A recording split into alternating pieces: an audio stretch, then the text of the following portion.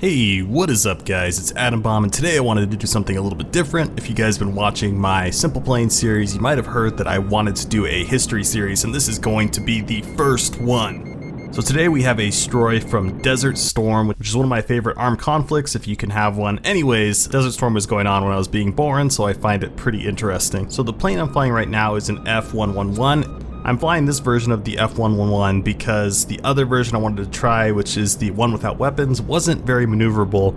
So if someone wants to build a better F-111 Raven, that would be really cool, and I really appreciate that. So anyways, this is January 17th, 1991. Desert Storm had basically just started. The captains we are featuring are Captains James Denton and Brent Brandon, and they're piloting this EF-111 Raven, which is basically a version of the F-111 that is modified to not have any weapons and basically is equipped only with radar jamming and radar detecting equipment. So it has no way to fight back against any enemy threats. So when the Iraqi bombing campaign started, this plane is the one that leads the charge into enemy territory to clear out radar corridors. So basically, as this EF-111 is charging into the battle and the other planes start their bombing campaigns, it is picked up by an F-1 Mirage, which is one of the common planes used by Iraqi pilots, and they're thinking, oh crap, like we don't have any weapons, but at the same time they're thinking their training will get them through this. Not to mention this was at night, so the visibility levels suck for everyone on the playing field. So when the Iraqis start to realize their radars are being jammed and they're being bombed, obviously they have to do something. So they're scared, they don't have any anti-aircraft on the ground, they send up this Mirage F1. So within seconds of this encounter, basically the Mirage had locked on to the EF-111. The pilots immediately go into their instinctive training methods. They bank into the actual missile, which is crazy. You wouldn't think, why would someone bank into the missile? Well, they did it fast enough so that it kind of throws off the missile, and then while they're going into that turn and out of the turn, they release some aluminum foil, and you think like, yeah, they're basically just releasing handfuls of aluminum foil from their plane.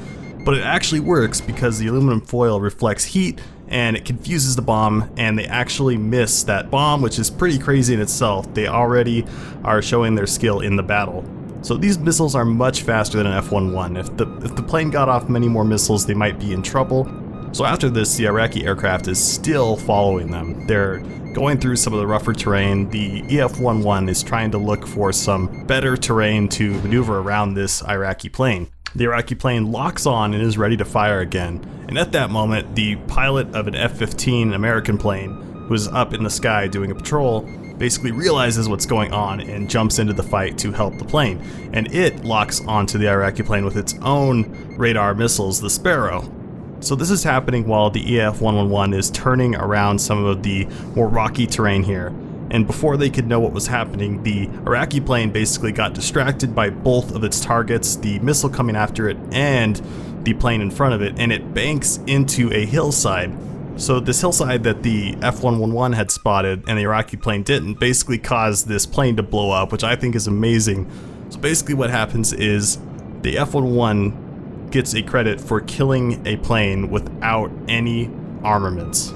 They get the Distinguished Cross for performing the only known kill of a jet by an unarmed aircraft, and this is basically equivalent to Han Solo losing the TIE fighters in an asteroid belt, which is crazy. I mean, the amount of skill these pilots have really impresses me.